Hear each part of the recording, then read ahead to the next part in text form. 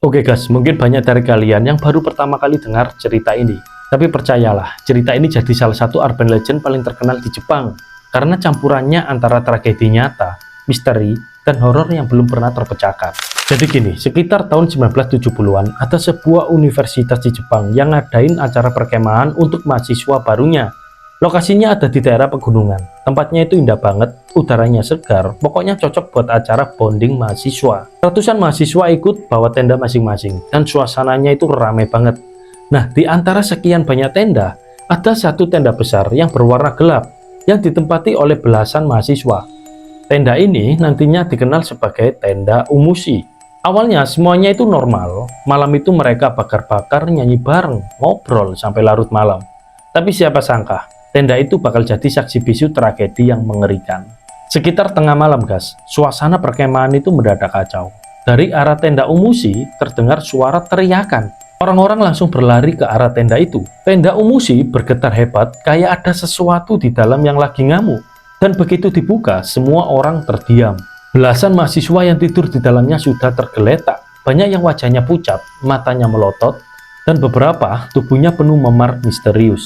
Semuanya meninggal dalam waktu bersamaan. Yang bikin makin aneh, nggak ada tanda-tanda diserang binatang buas. Nggak ada orang asing masuk, barang-barang mereka juga masih lengkap. Mereka mati begitu saja tanpa alasan yang jelas. Sejak tragedi itu, banyak teori bermunculan. Ada yang bilang mahasiswa itu meninggal karena keracunan karbon monoksida. Katanya mereka masak pakai kompor portabel di dalam tenda, terus asapnya itu terkumpul di dalam tenda dan bikin mereka kehabisan oksigen. Ya masuk akal sih, tapi masalahnya waktu dicek nggak ada kompor menyala.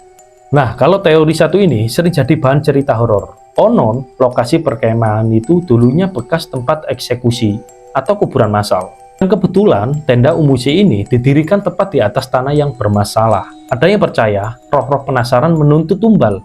Dan malam itu belasan mahasiswa jadi korbannya. Ada juga teori yang paling ekstrim. Ada yang bilang jumlah korban sebenarnya itu lebih banyak. Tapi berita aslinya ditutup-tutupi oleh pihak kampus dan pemerintahan Jepang. Banyak mahasiswa Jepang yang tahu cerita ini dari mulut ke mulut, tapi nggak pernah ada bukti jelas yang bisa ngejawab semua pertanyaan ini. Tragedi tenda umushi tetap jadi misteri gelap yang belum bisa dijelaskan sampai hari ini. Apakah benar karena kecelakaan sederhana, gas beracun, atau malah ada konspirasi dan kutukan di baliknya? Jadi menurut kalian, apa yang sebenarnya terjadi di dalam tenda umushi ini? Apakah itu cuma kecelakaan atau ada kekuatan lain yang nggak bisa dijelaskan?